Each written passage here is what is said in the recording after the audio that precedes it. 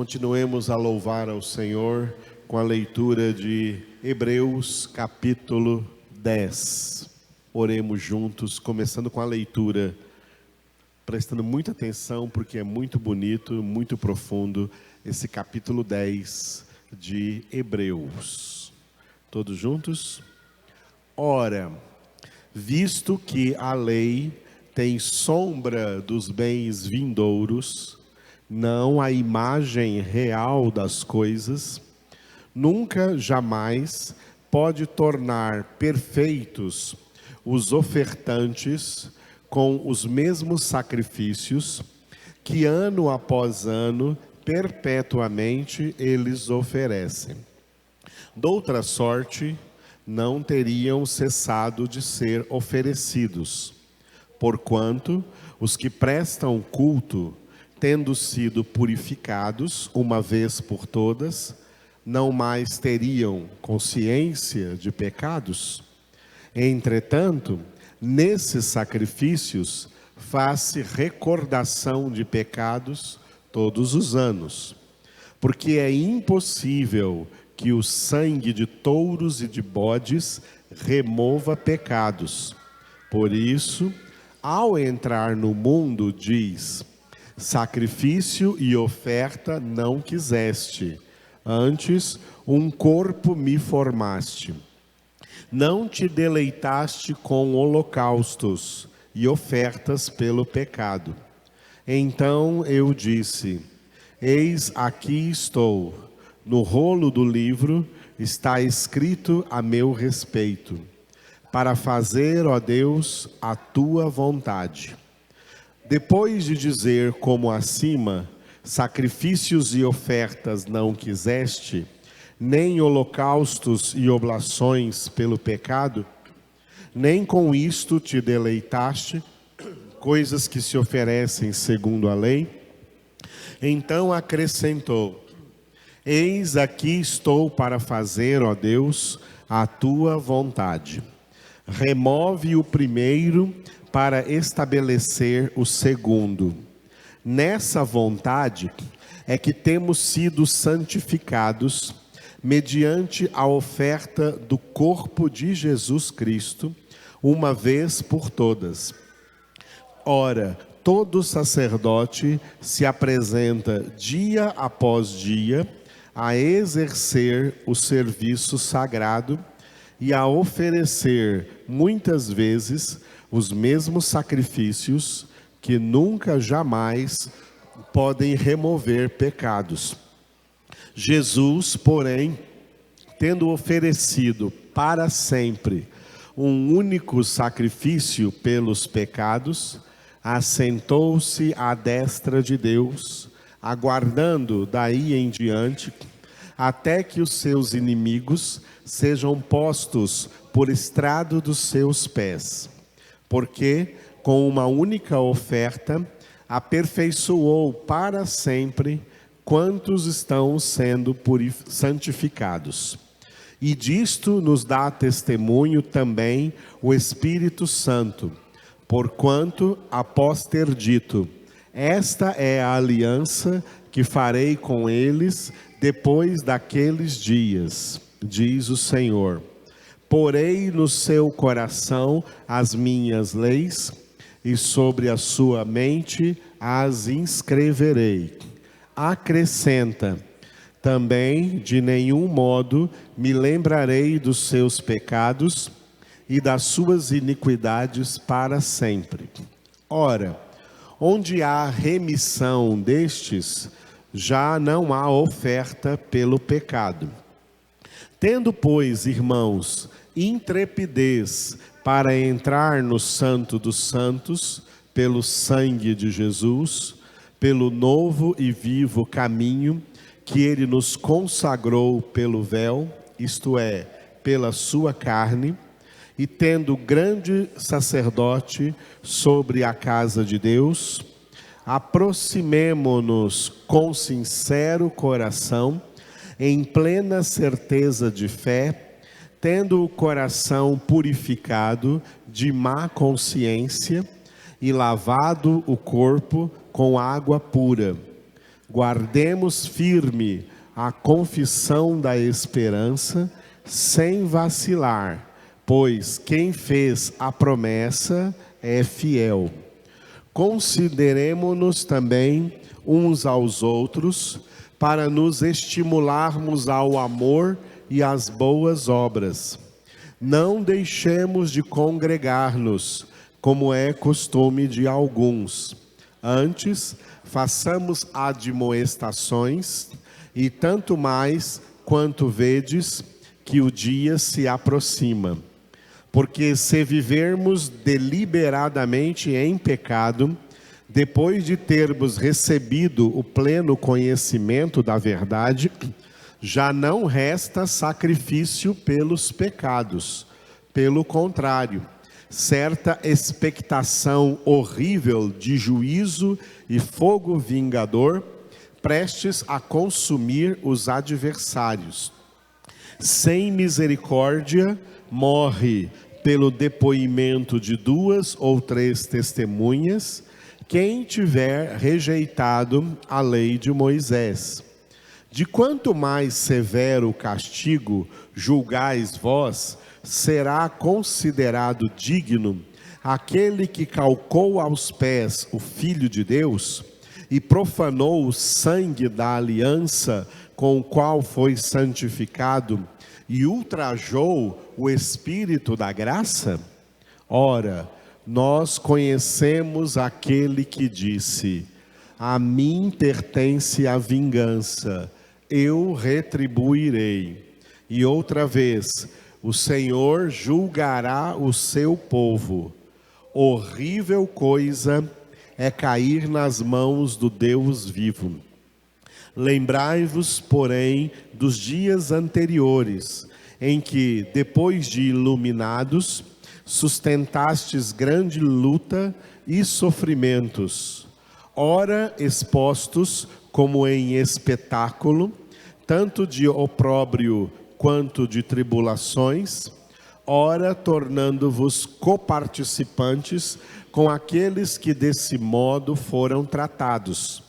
Porque não somente vos compadecestes dos encarcerados, como também aceitastes com alegria o espólio dos vossos bens, tendo ciência de possuirdes vós mesmos patrimônio superior e durável. Não abandoneis, portanto, a vossa confiança. Ela tem grande galardão. Com efeito, tendes necessidade de perseverança, para que, havendo feito a vontade de Deus, alcanceis a promessa. Porque ainda dentro de pouco tempo, aquele que vem virá e não tardará. Todavia, o meu justo viverá pela fé. E se retroceder, nele não se compraz a minha alma. Nós, porém, não somos dos que retrocedem para a perdição. Somos, entretanto, da fé, para a conservação da alma. Dentro deste capítulo 10, nós vamos meditar nesse tema, repita comigo, perseverança. Foi o mesmo tema que eu preguei ontem à noite lá em Cocalzinho. Fui chamado para pregar ontem naquela cidade, né? Foi uma bênção. Minha esposa foi comigo, o Valdir, Jéssica, Michele, os meninos, as menininhas do Valdir e da Jéssica. Estivemos ali pregando a palavra de Deus, foi uma grande bênção. Aleluia. Glória a Deus. Então, essa mesma palavra nós vamos tomar aqui nesse capítulo 10 de hoje. Capítulo 10 dos Hebreus. E este capítulo 10, você vai notar como que ele está colocado dentro desse conjunto de 13 capítulos da carta aos Hebreus. O título que nós damos para a carta aos Hebreus é um título para Jesus, que Jesus é sumo sacerdote. Então diga, sumo sacerdote Jesus. Aleluia.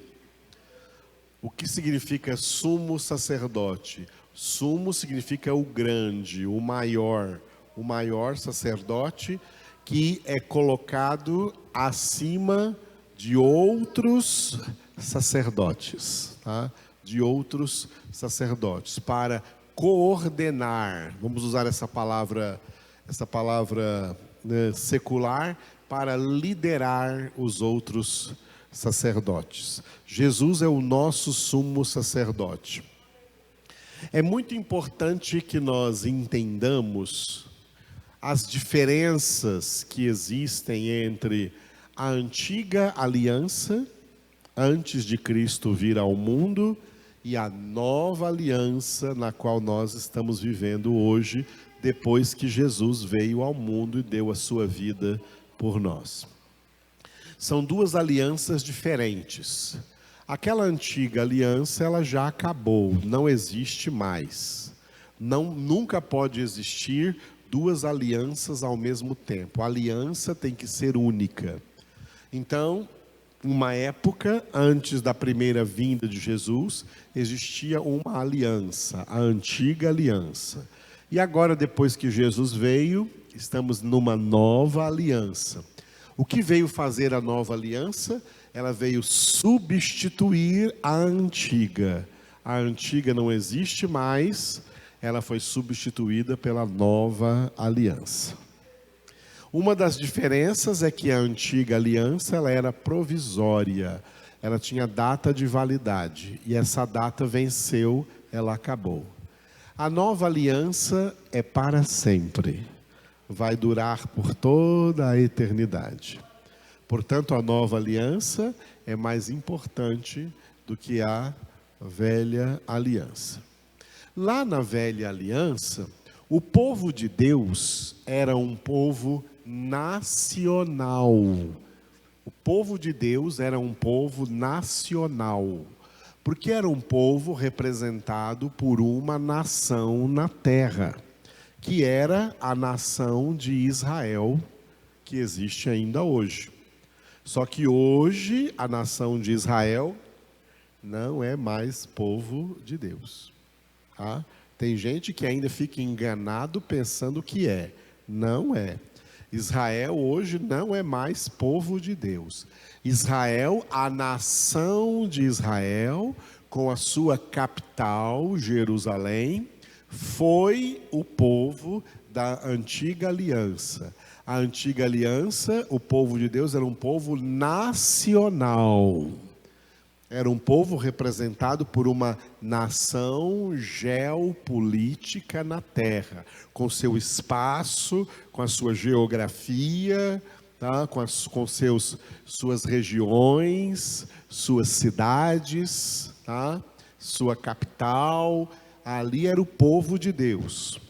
Não significava, naquela época, que somente quem fosse israelita era povo de Deus.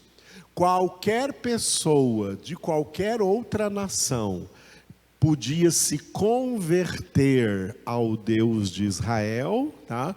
E servir ao Senhor como os israelitas eram ordenados a servir, e pessoas de todas as nações poderiam sim participar da antiga aliança, ok? Da antiga aliança, mesmo não sendo israelitas de sangue, eles poderiam se tornar povo de Deus pela fé naquela antiga aliança.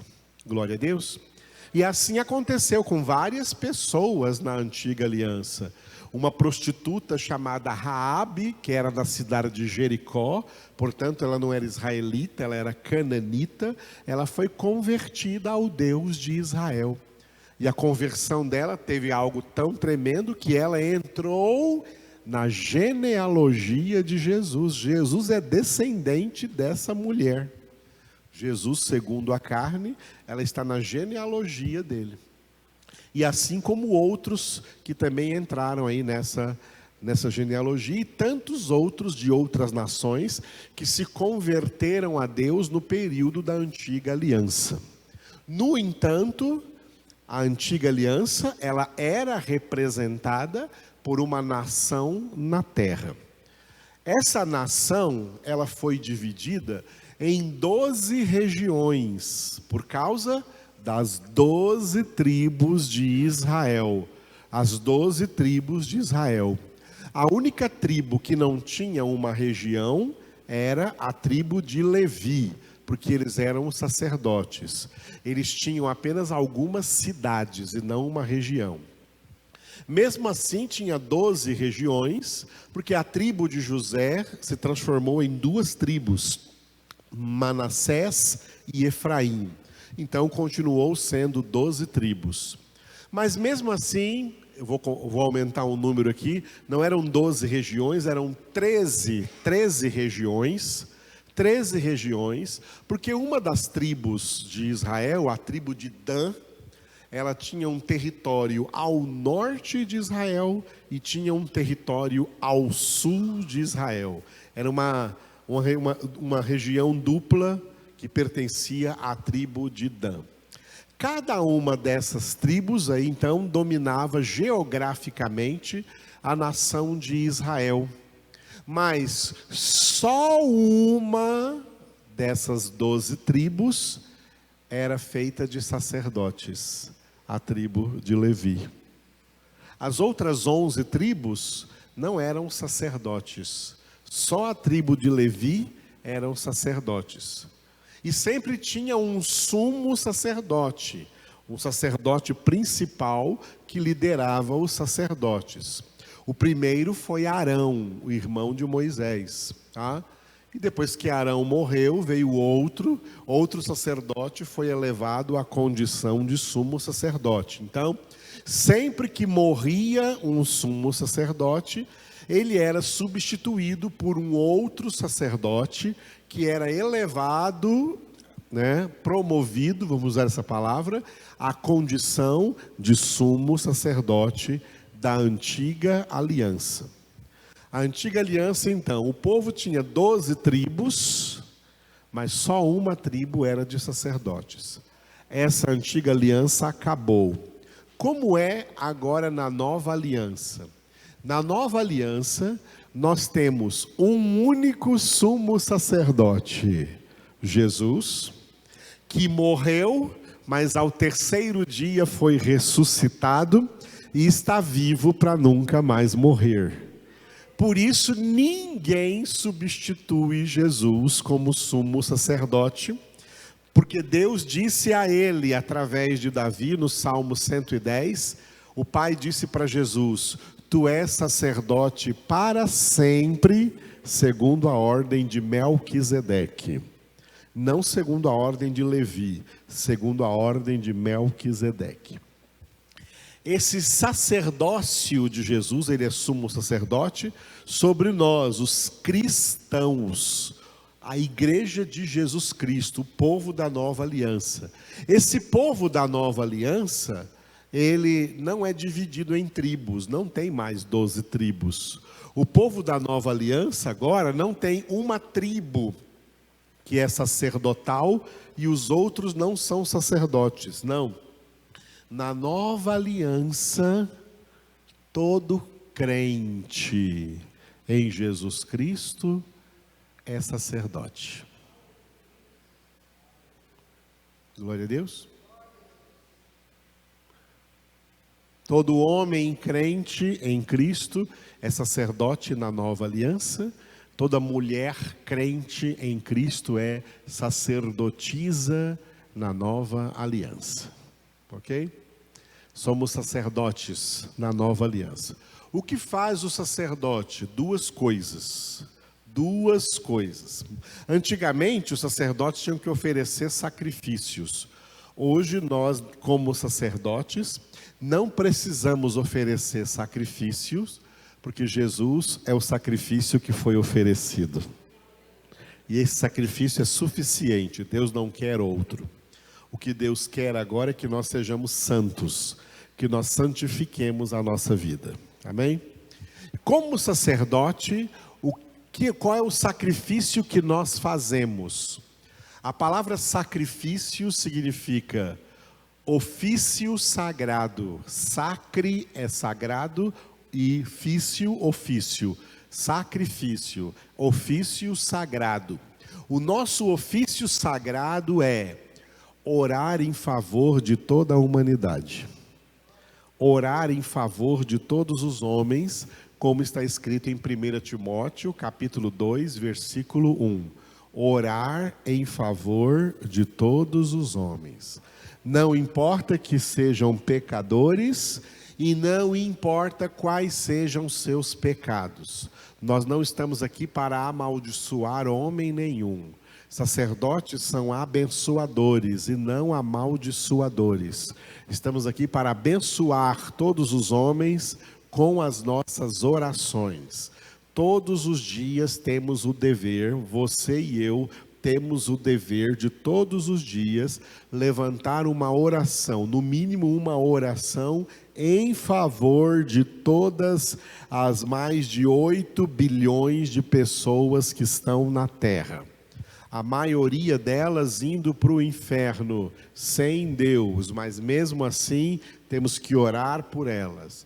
Mesmo sabendo que somos de Deus e que o mundo inteiro jaz no maligno, temos que orar pelo mundo inteiro, orar pelas pessoas.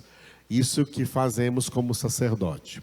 Segunda coisa que fazemos no nosso ofício sagrado é pregar o evangelho a todas as pessoas indiscriminadamente. Nós temos uma mensagem a pregar para o mundo, o evangelho de Jesus Cristo. Marcos 16:15, Jesus disse: indo por todo o mundo, pregai o evangelho a toda criatura. O que significa? Que nós temos que pregar o evangelho no meio onde nós vivemos, tá?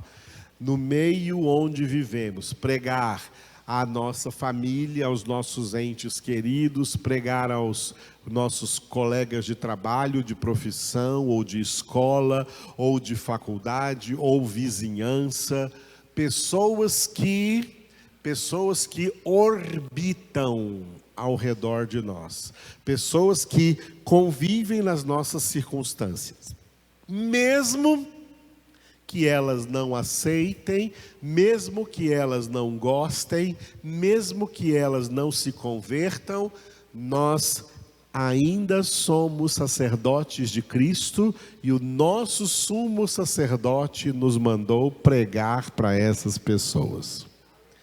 E essa pregação tem que ser uma pregação temperada. Temperada. Qual é o tempero da nossa pregação? É o nosso testemunho de vida. Por isso Jesus disse em Atos 1:8: vós sereis minhas testemunhas, tanto em Jerusalém, como em toda a Judéia e Samaria, e até os confins da terra. Isso inclui Anápolis, onde quer que você esteja. Aonde quer que nós vamos, somos testemunhas de Cristo Jesus, para pregar o evangelho às pessoas que nós encontrarmos, um evangelho com palavra de Deus, mas essa palavra temperada com o nosso testemunho de vida. Pregamos o que vivemos, vivemos o que pregamos. Aleluia. É assim que nós somos sacerdotes. E Jesus, como nosso sumo sacerdote, tá, está intercedendo por nós. Olha, Jesus não intercede pelo mundo, ele só intercede por aqueles que do mundo o Pai deu a ele. E nós intercedemos pelo mundo. Jesus intercede por nós e nós intercedemos pelo mundo. Sabia que você não precisa pedir nada para você? Se você é um sacerdote de Cristo, você não precisa pedir nada para você? Você só precisa obedecer a Deus. E quando você anda em obediência a Deus, o que você precisa Ele vai te dar, sem que você tenha necessidade de pedir. Glória a Deus. Aprenda isso. Aprenda isso. E eu posso lhe dar testemunho disso. Eu não peço nunca nada para mim, nada. Nunca peço nada para mim.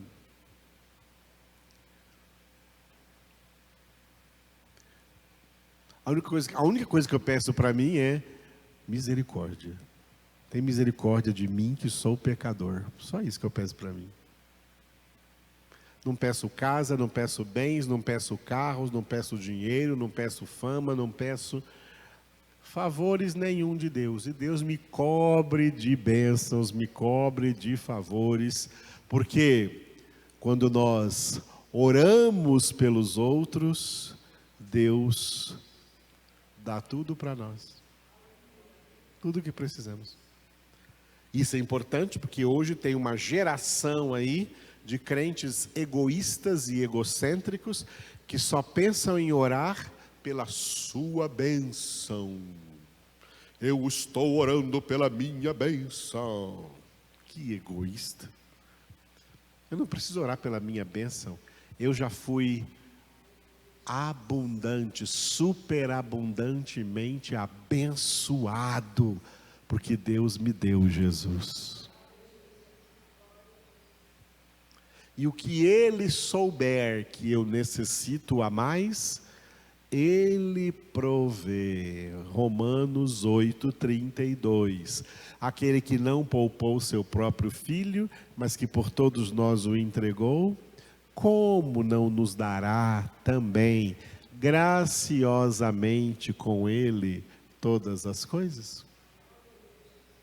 Glória a Deus. Eu não peço nada para mim. Eu peço para os outros. Peço para vocês, peço para o mundo inteiro, oro em favor das pessoas, porque é assim que o sacerdote tem que agir, e vocês também são. Glória a Deus. Muito bem. Sacerdotes da nova aliança, liderados pelo, repita, sumo sacerdote Jesus. Muito bem. Esses 13 capítulos da carta aos Hebreus, eles estão divididos assim, em duas partes. A primeira parte e a segunda parte. A primeira parte é quase que um desenvolvimento, porque pega quase todos os capítulos da carta, do capítulo 1 até o capítulo 10, versículo 18. E o título é um título também de Jesus, diga, apóstolo da nossa confissão.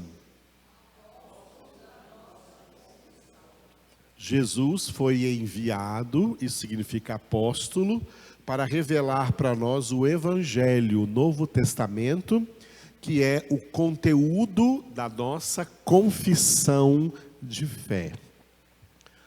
Diga, eu creio no Evangelho do Senhor Jesus Cristo. Essa é a nossa confissão de fé. Jesus, então, é o apóstolo da nossa confissão. Essa primeira parte de Hebreus, ela se encerra com os primeiros 18 versículos desse capítulo 10 que nós lemos. E o versículo 19 do capítulo 10 dá início à segunda e última parte de Hebreus, que vai do capítulo 10, versículo 19, até o capítulo 13, versículo 25, onde termina a carta. E o título dessa segunda parte, repita depois de mim, Novo e Vivo Caminho. Aleluia. Jesus nos abriu esse novo caminho, tudo tem a ver com a nova aliança, o caminho para o Santo dos Santos no céu. Por que novo? Onde era o velho? O velho caminho era o caminho percorrido pelo sumo sacerdote da antiga aliança, do átrio do tabernáculo até o Santo dos Santos. Esse era o velho caminho. Esse caminho foi cancelado porque Jesus abriu um novo caminho, pelo qual nós não vamos entrar em nenhum tabernáculo feito por mãos humanas, mas vamos entrar no Santo dos Santos do céu, aonde Jesus já chegou primeiro e foi preparar para nós um lugar. Aleluia. Jesus, portanto, é este novo e vivo caminho, e ele declarou isso ao dizer em João 14,6: eu sou o caminho e a verdade e a vida, ninguém vem ao Pai senão por mim. Então o capítulo 10 que nós lemos está fazendo aqui, ele participa das duas partes. Ele finaliza a primeira parte e ele inicia a segunda parte da carta aos Hebreus. Ela está bem dividida aí no meio do capítulo 10 que nós lemos. Desse capítulo 10, eu peguei para nós nessa noite, pela orientação do Espírito Santo de Deus, o versículo 36. Com efeito, tendes necessidade de perseverança, para que, havendo feito a vontade de Deus, alcanceis a promessa. Repitam bem forte.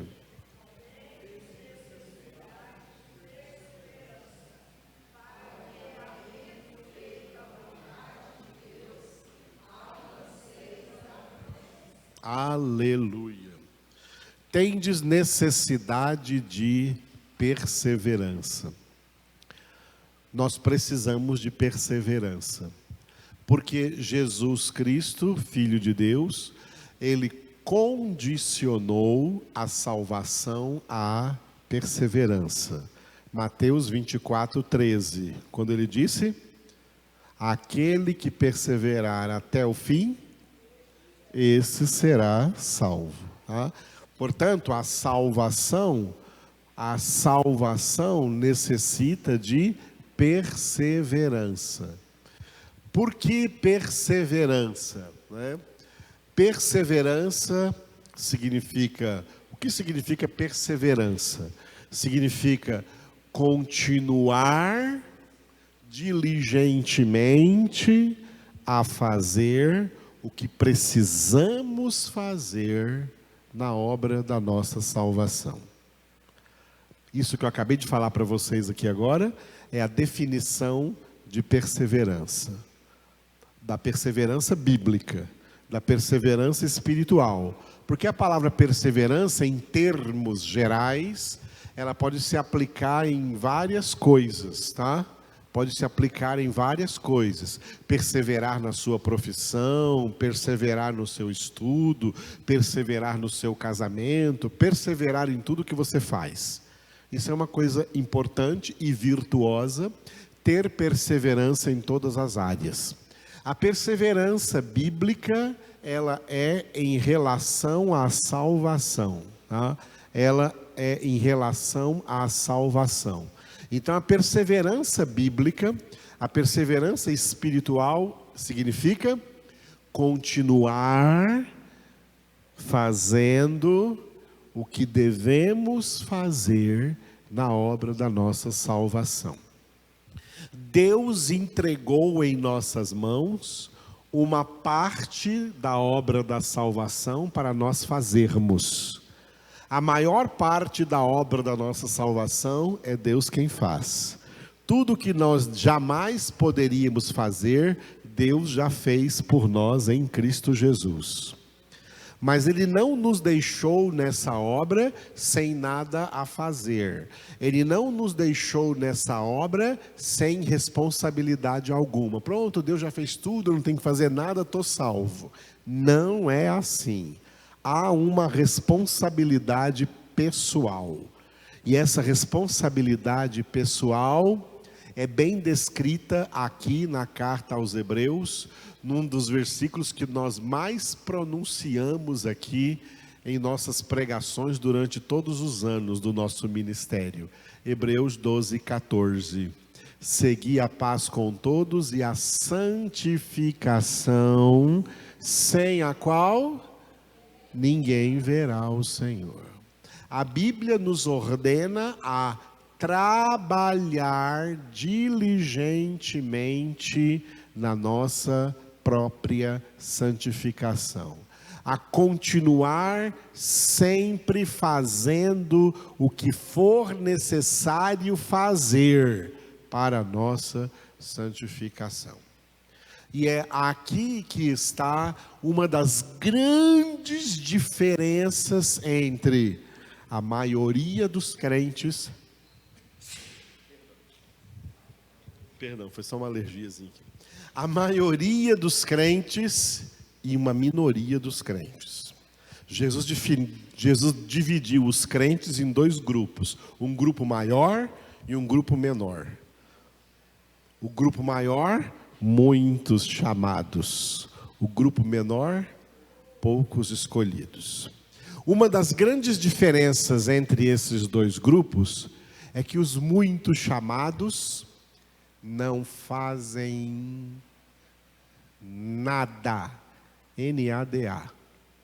Os muitos chamados não fazem nada para a sua santificação. Nada. A santificação deles é nula. Eles experimentaram, os muitos chamados, são crentes que experimentaram conversão, mas essa conversão não os levou para o processo vitalício da santificação. Eles não se santificam, eles não mudam, eles não crescem, eles não se desenvolvem espiritualmente, eles não amadurecem espiritualmente, ficam sempre na infantilidade espiritual, na imaturidade espiritual, levados por misticismos, por sincretismos, por emocionalismos, por sentimentalismos, por ritualismos, por modismos religiosos que vêm e vão, por sopros e ventos de doutrinas heréticas segundo a malignidade dos homens. Eles não têm bom conhecimento bíblico, nem boa leitura bíblica, a oração deles não é boa, a congregação deles é fraca, eles não buscam congregação onde haja palavra, eles buscam congregação onde haja entretenimentos religiosos. Esses são os muitos chamados. O que vai acontecer com eles? Não entrarão no céu, como as virgens tolas não entraram nas bodas, porque não buscaram azeite de reserva. Os poucos escolhidos são aqueles que perseveram na sua santificação. Os poucos escolhidos são aqueles que se santificam. São aqueles que entenderam que a principal obra que eles têm que fazer na sua vida cristã, é a sua própria santificação. A santificação, ela é pessoal. Ela é pessoal. Nós não podemos santificar outras pessoas. Cada um só pode santificar a si mesmo. Por isso está escrito na palavra: cada um dará contas de si mesmo a Deus.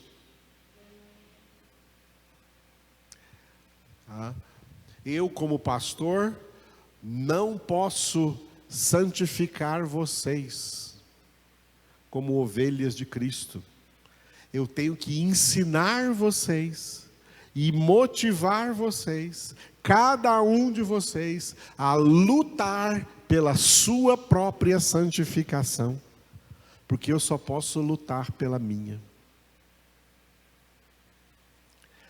A nossa santificação pode ser um instrumento nas mãos de Deus para motivar outros a se santificarem. No entanto, nós não podemos santificar ninguém. Quem dera pudéssemos, mas não podemos. É uma obra pessoal, uma obra que Deus confiou a cada um de nós. A cada um de nós. Santifique a sua vida. Hoje é o dia de nos santificarmos. Como Josué, Deus mandou Josué pregar para o povo: santificai-vos hoje, e amanhã vereis maravilhas. Hoje é o tempo de santificar, e as maravilhas que nós veremos é na glória quando Jesus vier nos buscar. O amanhã é na glória, o hoje é o dia de se santificar. É o dia de se santificar. Os muitos chamados não têm motivação interna para se santificar. Eles pararam na conversão e estagnaram, têm uma vida espiritual estagnada. Os poucos escolhidos, Deus age neles com um grande diferencial registrado pelo apóstolo Paulo em Filipenses capítulo 2, versículo 13. Deus opera em vós, tanto o querer como o realizar segundo a sua boa vontade. A boa vontade de Deus para nós é a nossa santificação. E Deus opera em nós a perseverança na obra da nossa santificação. Deus opera em nós o querer ser santos. Deus opera em nós uma coisa muito interessante. Se você tem eleição, então você tem isso. Deus opera em nós uma constante insatisfação de como nós estamos. Nós não estamos, o eleito não se sente satisfeito com o tanto de santificação que ele já alcançou. Por mais que ele se santifica, ele percebe que tem ainda muito mais a se santificar.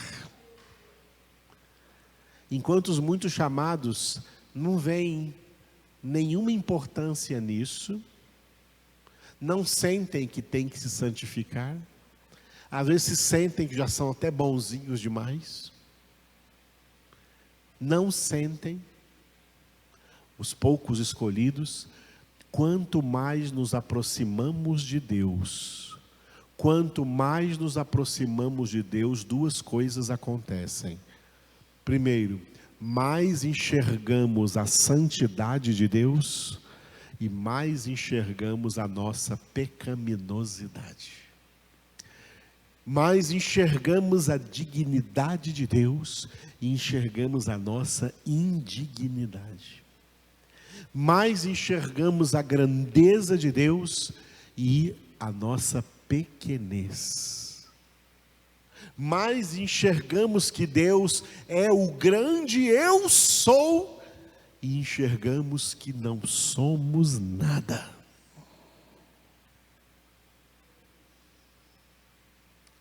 Tem crentes por aí se sentindo tudo, se sentindo o máximo. Tem alguma coisa errada aí. Tem alguma coisa errada aí. Os verdadeiros eleitos de Deus sempre se viram pecadores, porque ao nos ver pecadores, isso é um estímulo para perseverarmos na nossa santificação. Nós vemos o publicano citado por Jesus: tem misericórdia de mim, Senhor, que sou pecador. Enquanto o religioso fariseu lá na frente estava se vangloriando de si mesmo diante de Deus, o publicano estava batendo no peito e dizendo: tem misericórdia de mim, que sou pecador. Quando o apóstolo Pedro teve uma experiência, um insight espiritual de quem verdadeiramente era Jesus, ele caiu aos seus pés e chegou a clamar: afasta-te de mim, Senhor, que sou pecador. O apóstolo Paulo, em Romanos 7, se humilha dizendo: eu sei que aqui na minha carne, na minha alma, não habita bem nenhum. O pecado habita em mim. chegou a dizer: desventurado homem que sou. É assim também que se sentia Jó em meio à provação que ele passou, porque o sofrimento de Jó foi para a sua santificação. Um dos propósitos foi a sua santificação, tanto que depois de passar por tudo aquilo, ele disse: Senhor, antes eu te conhecia de ouvir, mas agora meus olhos te veem. E durante esse processo ele se sentiu um nada, tão nada, que ele chegou a dizer: maldito seja o dia em que eu nasci. Para que eu fui nascer? Eu não presto. Para que eu fui nascer? Quem dera não tivesse nascido.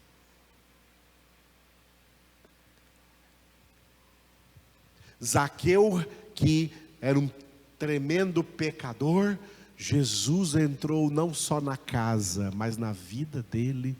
E sem que Jesus tivesse chamado a atenção dele pelos seus pecados, sem que Jesus tivesse lançado no rosto dele os seus pecados, ele espontaneamente disse: Senhor Jesus, eu vou devolver 4 vezes mais a todas as pessoas a quem eu roubei, e vou dividir todos os meus bens entre os pobres dessa cidade. Jesus disse: hoje a salvação entrou nesta casa, porque este também é um filho de Abraão. Olha como reagem as pessoas que são verdadeiramente convencidas do seu pecado pelo Espírito Santo de Deus. Os muito chamados perdem esse convencimento e começam a se achar muito bons. E por isso não tem necessidade, não veem necessidade de santificar. E não perseveram na santificação. A vontade de Deus é a nossa santificação. Tendes necessidade de perseverança, para que, havendo feito a vontade de Deus, a vossa santificação, alcanceis a promessa da glória, a promessa do céu, a promessa da glória. A maioria dos crentes de hoje, eles querem se adaptar a uma determinada denominação. Não, amados. Crentes não foram feitos crentes para se adaptar a uma denominação. Nós somos crentes para nos adaptar à palavra de Deus. É por isso que o que nós pregamos aqui não é denominação. Muita gente aí fora, quando me encontra, pergunta para mim: quais são as normas da minha denominação? Quais são as regras da minha denominação? Quais são as leis da minha denominação? O que tem lá na sua denominação? O que você oferece lá? Bom, para começar, nada ali é meu, tudo é de Jesus. Portanto, a única coisa que eu ofereço lá é a palavra dele. Ah, não, porque na minha igreja tem um movimento disso, tem um movimento daquilo, tem um departamento disso, tem um departamento daquilo. Ah. E cada um fica buscando uma igreja para se adaptar àquela denominação. E aí não vai para o céu. Porque para ir para o céu, tem que se adaptar à palavra. A palavra é Cristo, o Verbo de Deus. A palavra é Jesus. É a palavra que nós nos adaptamos, que nós temos a nossa vida amoldada. Por isso é essa palavra que nos santifica. Santifica-os na verdade. A tua palavra é a verdade.